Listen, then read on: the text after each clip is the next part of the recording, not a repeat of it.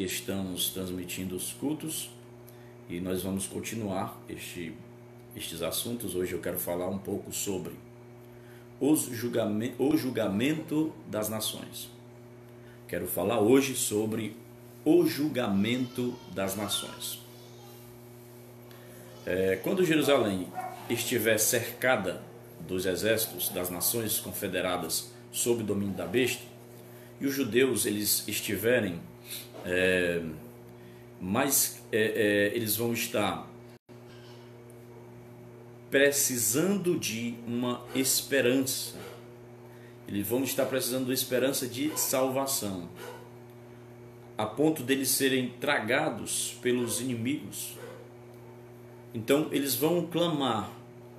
Os judeus clamarão angustiosamente a Deus. Eles vão fazer uma oração ao Senhor.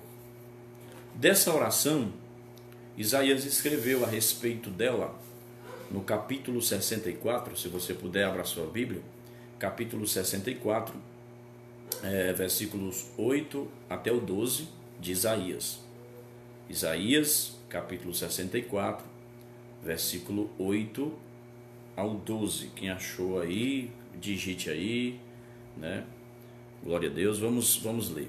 Diz assim: Mas agora, ó Senhor, Tu és o nosso Pai, nós o barro e Tu o nosso oleiro, e todos nós obras das Tuas mãos. Não te enfureças tanto, ó Senhor, nem perpetuamente te lembres da iniquidade. Eis, olha, nós te pedimos, todos nós somos o Teu povo. As Tuas santas cidades estão feitas um deserto, Sião está feito um deserto, Jerusalém está assolado. Olha só a situação. A nossa santa e gloriosa casa em que te louvam os nossos pais, ou em que te louvavam os nossos pais, foi queimada, e todas as nossas coisas mais aprazíveis se tornaram em assolação. Conter-te-ias tu ainda sobre estas calamidades, ó Senhor? Ficarias calados e nos afligirias tanto? Então, é nessa situação crítica de Israel que o Senhor Jesus ele descerá. Ele vai descer em socorro de Israel sobre o Monte das Oliveiras em Jerusalém. E ainda falando o profeta Isaías, ele diz lá no capítulo 52, versículo 8, volte aí, Isaías 52, versículo 8, não sei se os irmãos estão digitando aí, a referência bíblica. Isaías 52, versículo 8 diz assim, ó: Eis a voz dos teus atalaias, eles alcançam a voz, juntamente exultam, porque olho a olho, atenção, olho a olho verão quando o Senhor voltar a Israel. Olha só isto.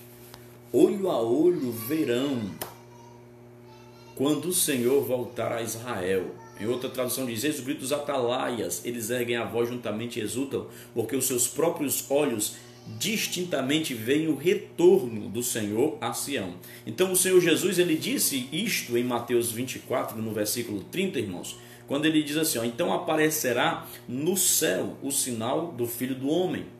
Todos os povos da terra se lamentarão e verão o Filho do Homem vindo sobre as nuvens do céu com poder e grande glória. E não perca este raciocínio aqui. Os olhos de todos vão o ver. Eu ainda me atrevo a ler com vocês, juntamente convosco, Zacarias capítulo 14. Zacarias capítulo 14.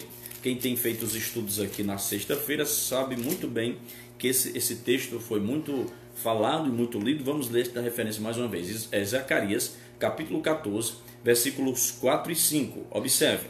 Versículo 4: E naquele dia estarão os seus pés sobre os montes das oliveiras, que está defronte de Jerusalém, para o oriente, e o monte das oliveiras será fendido pelo meio, para o oriente e para o ocidente. E haverá um vale muito grande, e metade do monte se apartará para o norte e a outra metade para o sul. Versículo 5. E fugireis pelo vale dos montes, porque o vale dos montes chegará até Azel. E fugireis assim, como fugiste do terremoto nos dias de Uzias, rei de Judá. Atenção, o que é que diz? Então virá o Senhor, meu Deus, e todos os santos contigo, ó Senhor. Apocalipse, capítulo 1, versículo 7. Apocalipse, capítulo 1, versículo 7. Atenção, já começamos nosso estudo, hein? Apocalipse, capítulo 1, verso 7. Diz: eis que vem com as nuvens, e todo olho verá, até mesmo os que o traspassaram, e todas as tribos da terra se lamentarão sobre ele. Sim, amém. Compare esse texto especificamente, Apocalipse 1:7, com Isaías 52:8. Eles se encaixam perfeitamente. É uma combinação bionívoca destes dois textos. Apocalipse 19:11. Glória a Deus. Quem está me ouvindo, dá um glória a Deus. Apocalipse 19:11. Espero que você tenha acompanhando aí na sua Bíblia. Apocalipse 19, versículo 11. Diz isto. Apocalipse 19:11. E vi um céu aberto, e eis um cavalo branco que estava assentado sobre ele, chama-se Fiel e Verdadeiro, e julga e peleja com justiça. E os seus olhos eram como chama de fogo, sobre a sua cabeça havia muitos diademas, e tinha um nome escrito senão, que ninguém sabia senão ele mesmo. E estava vestido de vestes salpicadas de sangue, o nome pelo qual se chama é a Palavra de Deus. E seguiam-no os exércitos que há no céu, em cavalos brancos e vestidos de linho fino, branco e puro. Revelando aí a volta de Cristo. Então as referências aqui que nós citamos e outras mais que também tratam do mesmo assunto ou do mesmo evento, mostram que a vinda de Jesus será precedida de cataclismos e morticínios mundiais sobrenaturais. Ok, irmãos? Então, o profeta Isaías, também no capítulo 24, versículo 40 do seu livro, ele diz o seguinte, ele diz que a terra cambaleia, a situação da terra. A terra cambaleia como um bêbado. Isaías 24, 40. A terra cambaleia como um bêbado e balanceia como rede de dormir. A sua transgressão pesa sobre ela, ela cairá e jamais se levantará. A situação da terra neste momento, né? Pegando aí também a parte na questão da grande tribulação. Então, a primeira coisa, glória a Deus, a vinda de Jesus e as últimas formas de governo na terra, é dito em Daniel, capítulo 2, versículos 34, 35, 44, 45. Nesse texto, neste contexto, 4 vezes lá, não vou ler para a gente ganhar tempo, mas 4 vezes está dito que os reinos do mundo foram esmiuçados pelo impacto da pedra que desceu da montanha. Ora, nós sabemos que a pedra ali figura Cristo na sua segunda vinda. Portanto, o mundo ele não findará convertido pela pregação do Evangelho. Também não findará de maneira zobeteira, tranquila e pacificamente, como muitos pensam, mas sim vai ser destruído ou destruída por catástrofes mundiais e sobrenaturais, por ocasião da vinda de Jesus, de quem o mundo zombou e de quem o mundo também rejeitou. E isto ocorrerá na chamada Guerra do Armagedon, no tempo do domínio das 10 nações confederadas que estarão debaixo do poder do anticristo. E em Daniel capítulo 2, versículo 34, está escrito o seguinte, olha só aí, Daniel, a pedra, lá como nós vemos na passagem anterior, uma pedra que desce da montanha. Daniel capítulo 2, versículo 34 diz que uma pedra foi cortada sem auxílio das mãos, e feriu as estátuas nos pés, que é a visão da estátua de Nabucodonosor. Feriu nos pés de ferro, que era pés ferro de barro, cabeça de ouro, né? O peito de prata, e até chegar nos pés, que era ferro e barro. Então, nós vemos assim que a última forma de governo da terra não será o comunismo ateu e anticristão, como algumas pessoas apregoam. O ferro e barro coexistirão juntamente até o fim. É isto que diz a palavra de Deus. Ferro é o governo da força ditatorial. Glória a Deus. Ferro é o governo, né, que eu falei, da força ditatorial totalitário neste tempo do fim.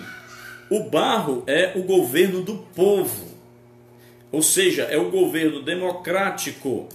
O barro é formado de partículas soltas, o que indica governo exercido pelo povo, como se apresenta um regime democrático, né, como nós conhecemos. Eu creio que vocês saibam o que é isso. Já o ferro, ele é formado de blocos compactos, indicando poder único, centralizado. Então, estes poderes, na ocasião da volta de Cristo, eles serão esmiuçados. Os reinos serão esmiuçados. Daniel fala da pedra cortada que desce e bate no pé da estátua, representando ali os reinos. Segunda coisa, Satanás, irmãos, ele será expulso dos céus. É isso mesmo, Satanás ele será expulso dos céus ou das regiões celestiais. Os céus ele tem sido a sede das atividades dele, desde a sua expulsão de lá. Isaías ele faz uma referência numa projeção profética, Isaías 14, versículo 12, que diz assim: como caíste do céu, ó estrela da manhã, filho da alva, como foste lançado por terra, tu que debilitastes as nações. Essa expressão estrela da manhã, em hebraico é Heilel ben Shahar. Heilel ben Shahar é o filho da luz, que Jerônimo ele traduziu na Vulgata como Lúcifer, né? E o pastor Alderir Nelson Rocha, ele traduziu esta palavra na sua Bíblia com o termo luzeiro, ok? Então, há algumas Bíblias que trazem estrela da manhã, há Bíblias que trazem Lúcifer, como a Vulgata de Jerônimo. Também tem a Bíblia Sagrada, que é a Almeida Corrigida e Fiel. Não é a mesma coisa da Almeida Corrigida, existe a Almeida Corrigida e a Almeida Corrigida e Fiel ao texto original. Essa Almeida Corrigida e Fiel, tem uma tela aqui, ela é ditada, publicada pela a editora trinitariana. Ela traz a palavra Lúcifer, certo? Então, e outras traduções aí traz luzeiro, mas é o mesmo personagem, que é Lúcifer, que é Satanás, quando ele estava ainda no estágio, né, de querubim ungido. Também Ezequiel capítulo 28, versículo 16, diz assim, na multiplicação, Ezequiel ele pega também a mesma projeção profética aí de Isaías, e ele diz, na multiplicação do teu comércio se encheu o teu coração, ou o teu interior de violência, e pecaste, pelo que te lançarei profanado fora do monte de Deus, e te farei perecer, ó querubim. Aí ele refere-se que ele era um querubim da guarda, em meio ao brilho das pedras. Eu tenho uma mensagem bem completa sobre Lúcifer, mas eu não vou dar agora. Eu estou só trazendo aqui o tópico que ele será expulso de uma vez das regiões celestiais. Mas preste atenção, a palavra comércio aí, na multiplicação dos teus comércios, achou-se iniquidade em ti. Essa palavra comércio no texto acima, ela é uma palavra hebraica que se pronuncia da seguinte forma, rehula, certo? Rehula. O que é isso? Significa literalmente tráfico, ir acima e abaixo, levando e trazendo fuxico. Ele era fuxiqueiro. trazendo fuxico, más histórias, falando mal. Então, literalmente é intrigar, mexericar, indispor as pessoas umas com as outras, inimizar. Então, que comércio miserável é este, irmão? Sempre que alguém faz isto, seja crente ou não, ele está fazendo, sem dúvida alguma, o trabalho de Satanás. Então, convém notar que, quando Deus criou a atmosfera, os ares, no segundo dia da criação, ele não pronunciou a palavra bom em relação a ela. Durante a grande tribulação, Satanás e suas hortes serão expulsos dos céus e passarão a agir diretamente aonde? Na terra.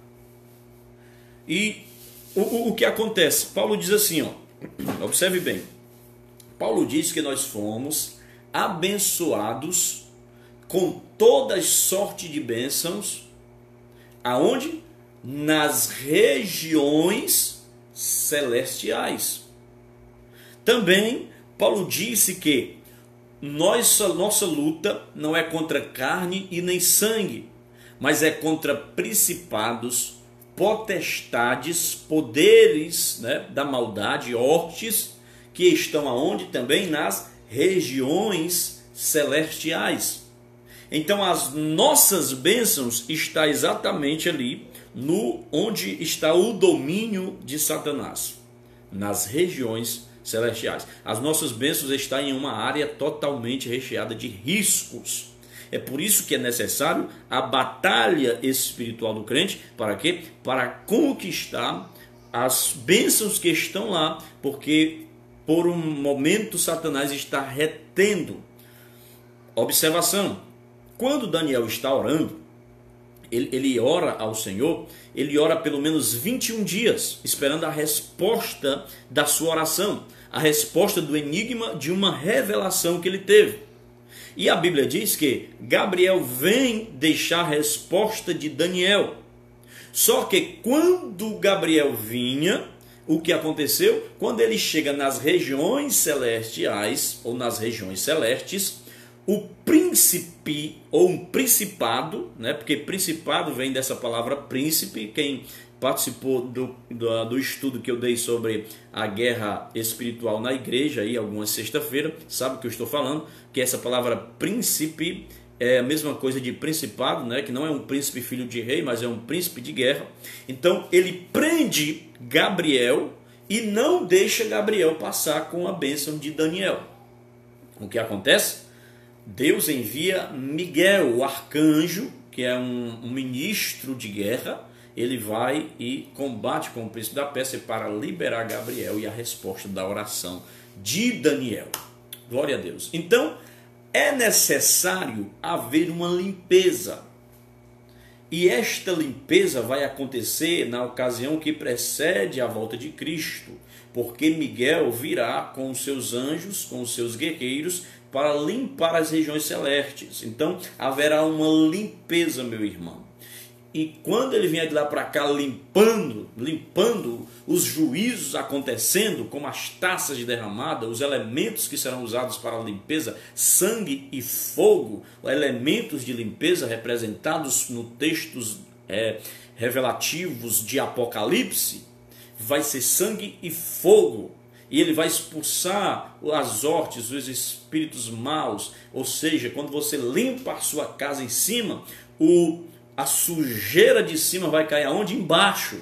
Então, a sujeira que vem de lá para cá vai cair aonde? Na terra. E a terra vai sofrer cataclisma. Glória a Deus. Então é isso que acontecerá. Porque Satanás e suas hortes serão expulsos dos céus e passarão a agir diretamente na terra. Atualmente, quando a terra é apenas um campo de suas funestas atividades. A terra é apenas um campo que Satanás vem atuar, mas ele não habita legalmente na terra, porque a terra foi feita para o homem. A terra quem habita é ser humano, nem o anjo habita na terra. O anjo vem aqui, trabalha, fica aqui e depois volta, adora, faz, não está entendendo? Então, o homem é legalmente o morador da terra. Agora, ocorrem as piores cenas de horror, morte e destruição. Então, se existe hoje tudo isso com as artimanhas de Satanás na terra, se ele não mora ainda legalmente aqui, imagine, meu irmão, imagine quando ele fizer daqui da terra o seu quartel-general. Imagine a bagaceira que não vai ser. Apocalipse, irmão, diz muito bem. Vamos para Apocalipse, glória a Deus. Quem está aí entendendo, dá um glória a Deus, dá aí uma curtida, faz alguma coisa. Vamos para Apocalipse. Observe Apocalipse capítulo 12, versículo 12. Vamos lá, Apocalipse capítulo 12, versículo 12.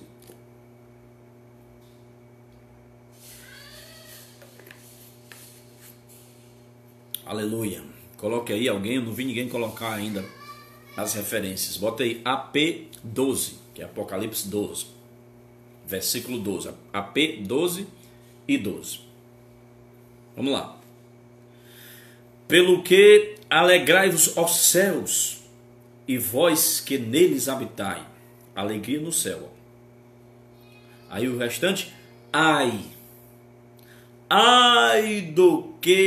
dos que habitam na terra e no mar. Por quê? Porque o diabo desceu a vós e tem grande ira, sabendo que já tem pouco tempo. Olha o clamor. Ai da terra e do mar, pois o diabo desceu até vós cheio de grande cólera, cheio de grande ira, sabendo que pouco tempo lhe resta. Então, ele quis elevar-se a si mesmo quando ele rebelou-se contra Deus, né? Isaías 14, 13, 14. E desde então o seu caminho tem sido de descida. Ele foi expulso do céu para os ares, para as regiões celestiais, e de lá será expulso para a terra, e da terra será expulso para o lago de fogo e enxofre. Então é só descendo do céu para as regiões celestes para a terra, e da terra para o abismo do lago de fogo. Então, primeira coisa, nos julgamentos das nações, os governos serão esmiuçados. Segunda coisa, Satanás será expulso dos céus ou das regiões celestes. Terceira coisa que acontecerá, meu irmão, acompanhe comigo, haverá a batalha do Armagedon. A batalha do Armagedon. Muita gente, como por exemplo até os chamados testemunhas de Jeová, né, eles têm uma compreensão totalmente errada sobre a batalha do Armagedon. Não importa até quão sinceros sejam eles e os demais que creem de modo diferente, uma vez que eles estão até totalmente confundidos. Eles ensinam que essa batalha, ela será apenas um conflito entre o bem e o mal, sem qualquer realidade literal, né? Não é literal.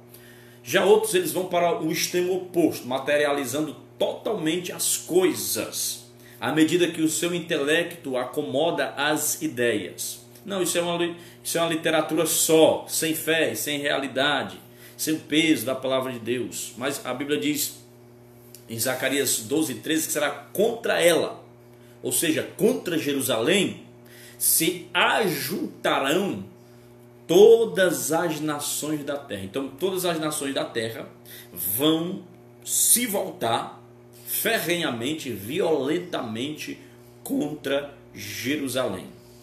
Zacarias, no capítulo de número 12 e 9, Zacarias 12 e 9 diz assim, ó, naquele dia procurarei destruir todas as nações que vierem contra Jerusalém. Zacarias 14 e 2 diz, então sairá o Senhor e pelejará contra essas nações, como pelejou no dia da batalha. Então haverá uma batalha, haverá um confronto, haverá uma guerra. E o termo Armagedon significa monte do Meguido, ou vale do Meguido. Trata-se do local ao norte de Israel, onde se travará a batalha final. Esse lugar tem sido muito famoso como o campo de batalha da história, dada a posição estratégica que ocupa. Aí concentrar-se-ão as forças das nações em guerra contra o Deus, contra Deus e Israel. Vai ter lá este confronto. Para nós hoje, observe isso, para nós hoje, especialmente os cristãos, é totalmente absurda a ideia de que alguém se atreva a lutar literalmente contra Deus, como se ele fosse um de nós, e como se ele pudesse ser alcançado e atingido pelo homem pelas suas armas. Isso é um absurdo. É nesse tempo de apostasia total, os homens estarão tão enganados, irmãos, pelo diabo, que eles cometerão a loucura de concentrarem suas forças contra Israel para destruírem esse povo e lutarem contra o próprio Deus. Então, isso será uma inconcebível loucura, porque não tem poder a criatura sobre o Criador. É o oleiro que tem poder sobre o vaso. Então, é tão profundo Deus, que ele é tão profundo que quanto mais nós tentamos explicar Deus, mais coisas ficam para explicar. Porque ele é poderoso, ele é eterno. Ele não depende do tempo, ele trabalha dentro do tempo e trabalha fora do tempo. Ele faz as distorções do espaço e faz as distorções do tempo, porque ele é Deus, ele não se limita ao tempo, ele não habita dentro do tempo, ele habita na eternidade. E é aquilo que se chama de incognoscibilidade divina, chamado assim na teologia sistemática. Incognoscibilidade divina, ou seja, Deus, ele se revela para mim como um ser humano falho, limitado, até o ponto que ele quer que eu tenha esta revelação dele. Então eu tenho uma visão mais limitada de Deus, não tenho a plenitude ainda, porque ainda sou mortal, porque ainda somos mortal. Então, se você observar Apocalipse capítulo 16, versículo 13. Apocalipse, por favor, abra aí, Apocalipse capítulo 16 e versículo 13, diz assim: e da boca do dragão, e da boca da besta, e da boca do falso profeta, vi saírem 3 espíritos imundos, semelhantes a rãs, porque são espíritos de demônios, que fazem prodígios, os que vão ao encontro dos reis de todo o mundo, para congregar para a batalha. Observe aí, irmão, de novo, versículo 14, ó. Os espíritos semelhantes a rãs saíram, a Bíblia diz aqui, que da boca do dragão, e da boca da besta, e da boca do falso profeta, anticristo, besta e falso profeta, saiu 3 espíritos imundos. Esses espíritos imundos, João identifica na sua visão apocalíptica que eles são espíritos semelhantes a rãs. Imagine aí. Versículo 14. Porque são espírito de demônios, que fazem prodígios, os quais vão ao encontro, eles vão ao encontro dos reis de todo mundo, olha, as nações, para os congregar para a batalha naquele grande dia do Deus Todo-Poderoso. Eis que venho como ladrão, bem-aventurado aquele que vigia e guarda as suas vestes, para que não ande nu e não se vejam as suas vergonhas. Versículo 16, quem está aí, atenção, versículo 16, vamos lá. E os congregaram no lugar que em hebreu se chama Armagedon. Então, de Armagedon, o anticristo lançará o seu ataque contra os judeus, e ele avançará sobre Jerusalém. A batalha não é, em primeiro lugar, um combate particular entre os exércitos do mundo sob a besta e o celestial sob Cristo, mas será um ataque dos exércitos da besta visando a exterminação do povo judeu. Pois o diabo sabe, irmão, que os planos futuros de Deus estão relacionados com Israel quanto ao mundo. Os escatólogos, eles costumam dizer que Israel é o relógio profético de Deus. Observe Israel, olhe os acontecimentos que estão circundando Israel, porque Israel é o relógio profético de Deus. E sempre na história o diabo tentou acabar com o judeu, tentou acabar com o povo de Israel. Começa lá do início, lá você vai ver Faraó, né? Você vai ver a época que veio do Hitler, no nazismo, nos campos de concentração. O intuito era acabar com as sementes dos judeus. E nesse tempo também não será diferente. O ataque será devastador. Os judeus lutarão heroicamente. E a Bíblia diz em Zacarias 14, versículo 6 e versículo 7, que a batalha durará um dia. A ação divina destruidora e sobrenatural, com a repentina aparição de Jesus em Jerusalém, vai causar um completo destroço nos exércitos que estão atacando Israel, tanto os que estiveram em ação contra a cidade, como no grosso das tropas e o seu material de guerra concentrados ali no Armagedon. O morticínio, irmão, a mortandade será incalculável. Fatos idênticos, você observa que Deus ele já operou em favor dos judeus. A Bíblia diz que no tempo de Ezequias, um anjo do Senhor matou pelo menos 185 mil assírios num instante. Isso está lá em 1 Reis, ou melhor, 2 Reis, capítulo 19, versículo 35. E quem é que não se recorda aí a história diz também a respeito da Guerra dos 6 Dias, né? Em 1967, entre os árabes, o mundo árabe, Israel, e os resultados foram muito desastrosos para os árabes. E quanto ao morticínio em Armagedon, vê até a expressão aterradora lá em Zacarias capítulo 14, versículo 16. Vamos ver. Zacarias capítulo 14, verso 16. Versículo 16. Zacarias capítulo 14. Volte aí para Zacarias, por favor. Glória a Deus. Zacarias 14, 16. Quem ainda está aí, irmão, dá uma glória a Deus. Quem está entendendo, diz um amém. Quem está atento, aperta o coração. Coraçãozinho aí da curtida. Olha Zacarias 14, vem comigo aqui, Zacarias 14, 16. E acontecerá que todos os que restarem, olha só, todos os que restarem de todas as nações que vierem contra Jerusalém, as nações, subirão de ano em ano para adorarem o Rei, o Senhor dos Exércitos, para celebrarem a festa das cabanas, a festa dos tabernáculos. Ele diz, todos os que restarem das nações que vieram contra Jerusalém.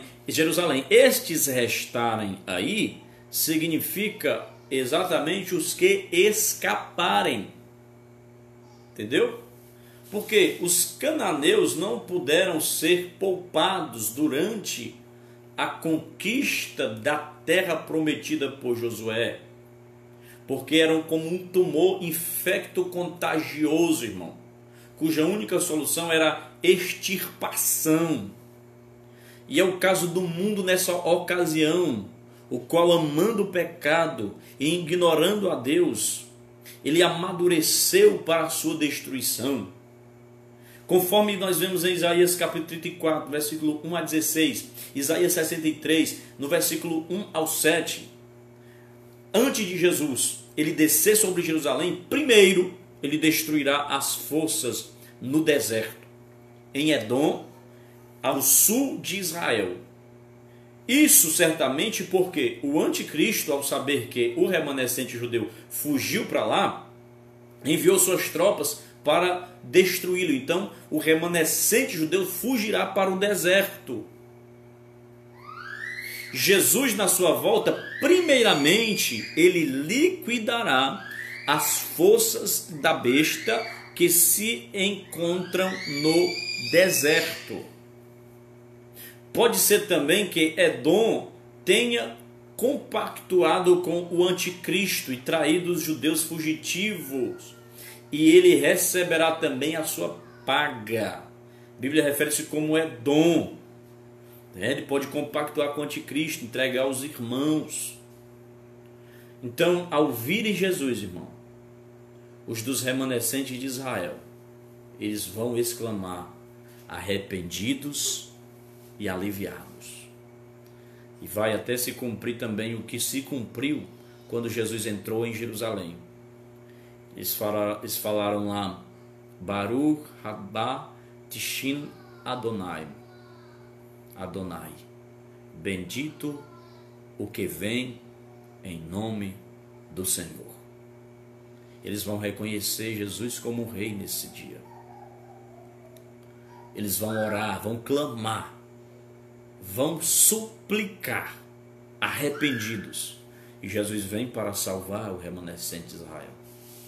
Ele vem com a igreja, aleluia, para destruir na batalha final as forças total do anticristo e livrar Israel das garras da besta. Quarto lugar, a volta de Jesus e as nações rebeladas. Então os governos serão esmiuçados, né? Nós vimos aí que serão esmiuçados. Nós vimos a limpeza, nós vimos a guerra do Armagedon. E agora a volta de Jesus e as nações rebeladas. Nesse momento da vinda de Jesus, ele virá. Vamos lá. Ele virá corporalmente, assim como ele subiu ao céu.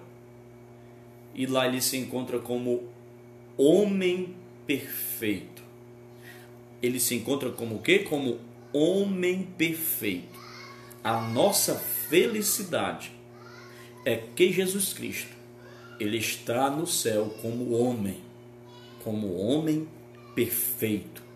É por isso que Paulo diz: até que cheguemos à unidade da fé, à estatura completa de Cristo. Que estatura é essa? A estatura completa de Cristo? A estatura de homem perfeito, de varão perfeito.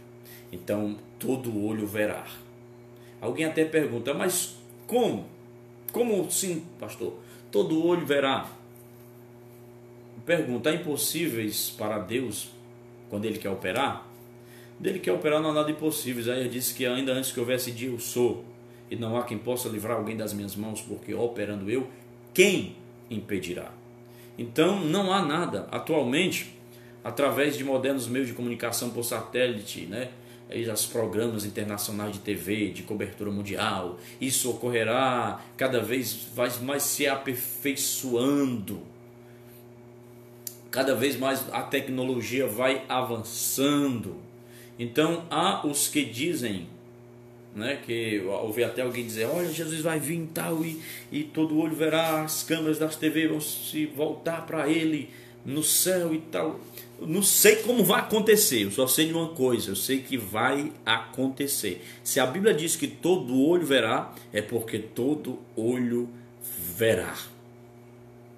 Vão começar a transmitir, não sei se vai ter uma live transmitindo, não sei, a CNN, a Globo, se ainda estiver de pé até lá, né, se não falei antes, os outros meios de comunicação vão estar vendo, não sei, eu só sei que a Bíblia diz que todo olho o verá. Glória a Deus. Aleluia. Ao chegar o momento da volta de Jesus, irmão, haverá convulsões em toda a natureza. É chegada a hora do colapso das nações amotinadas contra Deus e o seu povo. Neste momento, a pedra, cortada sem auxílio de mãos, destruirá os reinos do mundo. O poder gentílico dos gentios, mundial, que estarão sob o anticristo, sob o domínio do anticristo, serás destronado, serás bagaçado, será desfeito. Aleluia. Atualmente nós estamos vendo o que? Nações e mais nações embriagadas com a sua força ou influência política e com o seu poderio militar. Nós estamos vendo as proezas e as demonstrações de força, tendo a Deus fora de seus programas de governo. Nós vemos aí guerras, rumores de guerras que já está acontecendo, prenunciando o que irá acontecer. As relações das nações, né? Israel e árabes, a relação até da Coreia do Norte e Coreia do Sul, que a Coreia do Norte já está mandando, fazendo graça. Explodiu aí um centro de relações aí das duas Coreias, confusão medonha. Nós vemos aí, né, que tudo isto anuncia que algo repentino e inesperado está para acontecer na terra.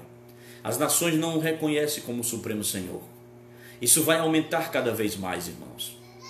Estes povos, pessoas que lutam 24 horas por dia para destruir os bons princípios, os bons costumes, que querem desintegrar a família, que querem desintegrar as religiões, as devoções, querem apagar o nome de Deus da história, querem tirar e desviar o foco da mente dos nossos filhos nas escolas para o ateísmo.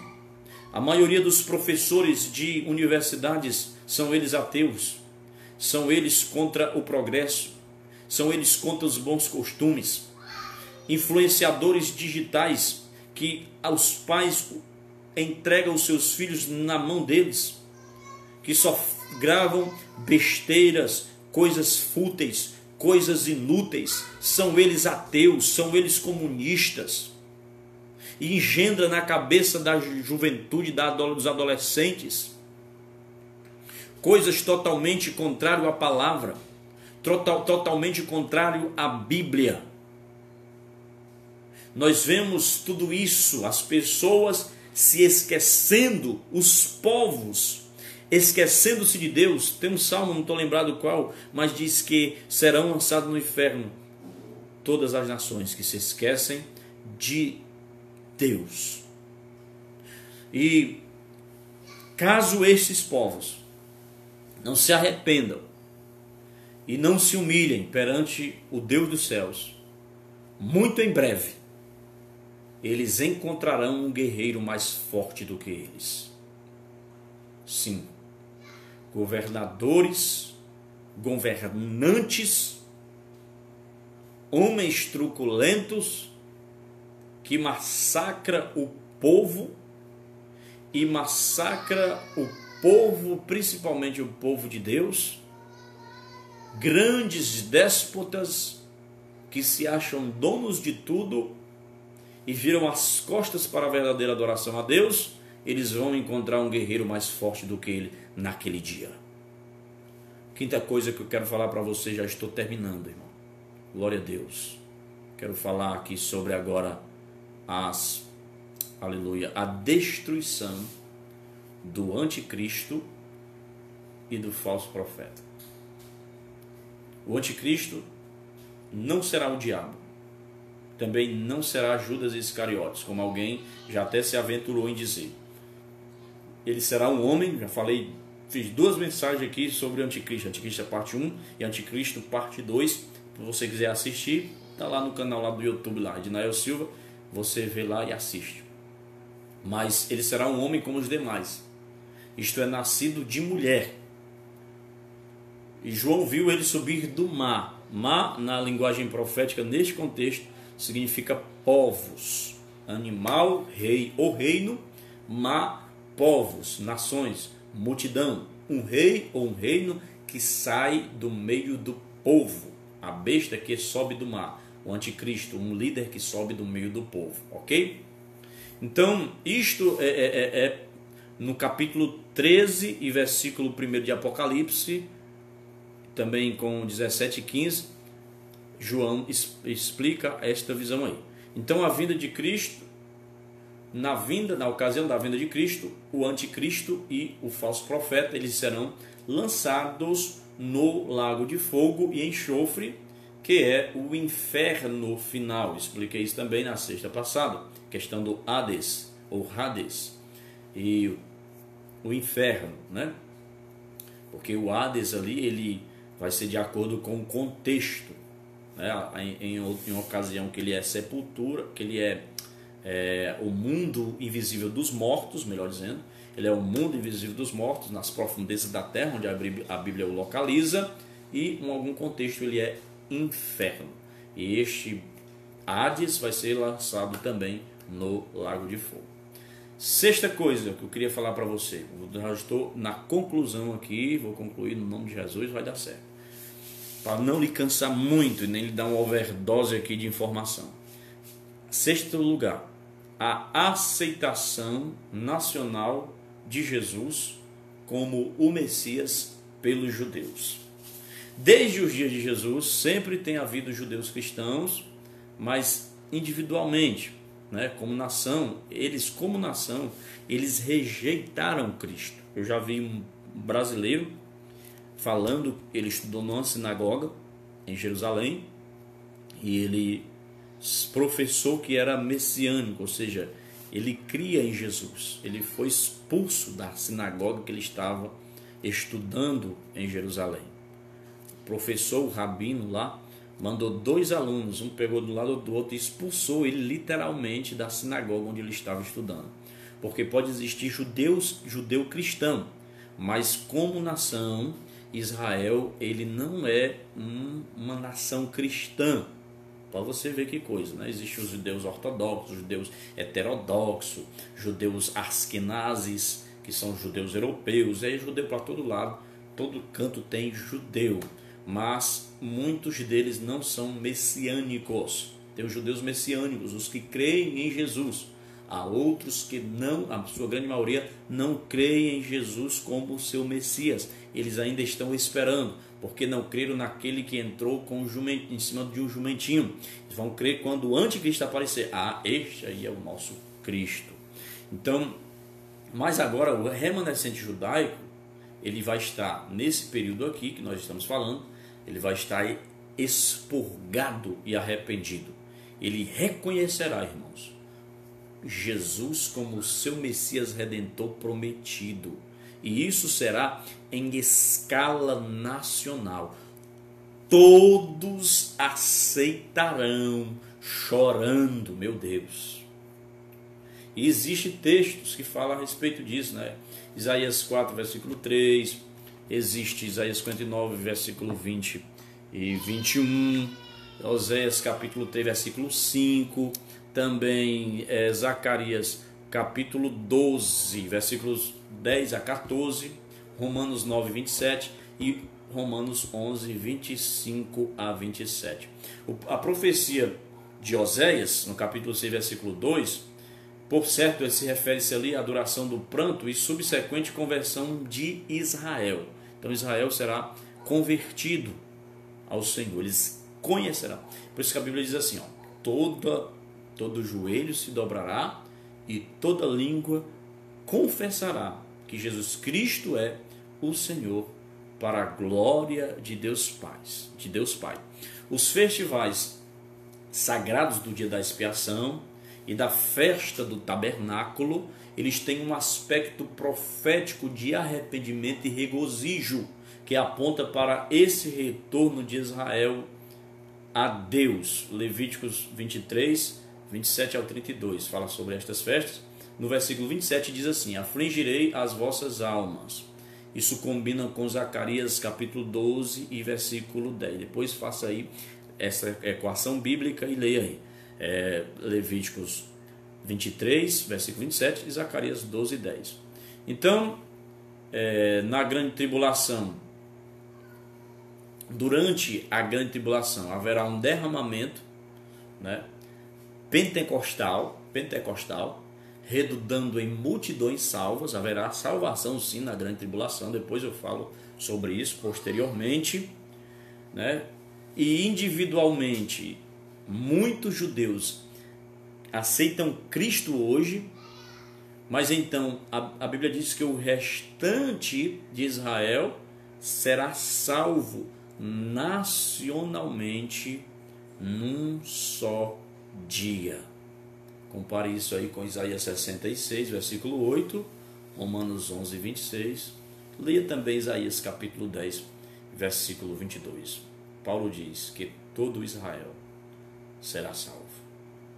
Glória a Deus. Na ocasião da vinda do nosso Senhor e Salvador Jesus Cristo. Então, eu dei aqui uma pré-introdução sobre o julgamento das nações. Falei alguns aspectos importantes que vai acontecer na ocasião da vinda de Jesus. Falei do Armagedon, dos reinos esmiuçados, da destruição aí do anticristo, da expulsão de Satanás. E que Deus em Cristo te abençoe. Espero que você tenha sido edificado por esse estudo. E sempre vigiando, sempre vigilante, sempre adorando ao nome do Senhor. Quem sabe eu continue estes assuntos nas nossas sexta-feira no templo, né? Na igreja. Talvez eu comece do início, porque muitos irmãos não estiveram aqui, ou talvez a gente continue de onde nós paramos, mas glória a Deus. Deus proverá, né? Deus nos guiará a respeito disto.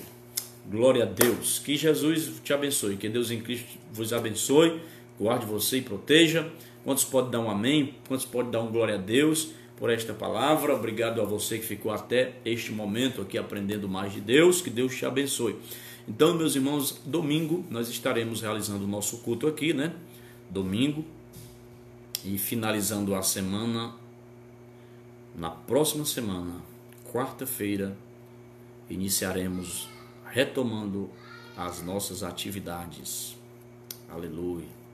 As nossas atividades na Igreja Batista El Betel aqui de Paracuru, na rua Socióloga Ana Teresa Fontinelli, número 55. 55. Próximo à Rádio Mar Azul, né? Você é o nosso convidado, se você é daqui de Paracuru ou você é de outra cidade e vier visitar Paracuru, visite-nos aqui no nosso templo. Então nós vamos retomar os cultos na quarta-feira, né, com um número aí de pessoas, nas limitações da lei, da orientação dos profissionais de saúde, com o distanciamento, com uso de máscara. A priori não iremos, os irmãos não levem as crianças ainda, não levem os filhos, certo? Por enquanto não haverá salinha para o culto das crianças, apenas os irmãos adultos. Se você estiver com febre, ou melhor, com febre, gripado, está com dor na garganta, está sentindo sintomas aí de gripe, de alguma coisa, está com a sua imunidade baixa, está no grupo de risco, é idoso, então fique em casa por enquanto, tá bom? E vão se cuidando, faça exercícios físicos, tome vitaminas, se alimente bem, que é para a sua imunidade estar ok, tá bom? Porque vai dar tudo certo no nome de Jesus, o comércio está retomando aos poucos. E glória a Deus, irmão, glória a Deus, porque hoje eu vi uma notícia, e esta notícia estava escrito assim: 7 estados do Brasil já teve uma queda nos novos casos de Covid-19. Já está caindo drasticamente este mal. No nome de Jesus vai cair por terra completamente, né? Rio de Janeiro já está cessando. Não teve novos casos. Também Manaus era o estado que todo mundo estava dizendo que a desgraça estava feita, que estava crescendo avassaladoramente o caso de Covid-19, aquela situação mefistofélica, mas Manaus está quase que acabando lá os novos casos e já estão retomando o comércio normalmente. E isto vai acontecer no Ceará, no nome de Jesus. É isso aí, Madalena. Suco de limão. Eu tomo suco de limão junto com laranja e dá certo. Mistura aí suco de limão com laranja, suco de acerola, meu irmão, que vai dar certo no nome de Jesus. Amém? Deus abençoe, meus irmãos. Até domingo, no nome de Jesus. Muito obrigado, Senhor. Obrigado pela tua palavra, obrigado por esse momento tão precioso na tua presença. Fica conosco, nos livra, nos guarda, nos dá uma noite de paz, uma noite tranquila. Muito obrigado por tudo que o Senhor tem feito para conosco. No nome de Jesus te oramos, te pedimos e te agradecemos. Amém, amém. Graças a Deus. Faça assim para receber sua bênção. Que a graça do nosso Senhor Jesus Cristo, o amor de Deus o Pai, a comunhão e as consolações do Espírito Santo seja com todo o povo de Deus, desde agora para todo sempre. E só aquele que crê como eu creio, diz assim comigo, ó. Amém! Deus te abençoe. Boa noite.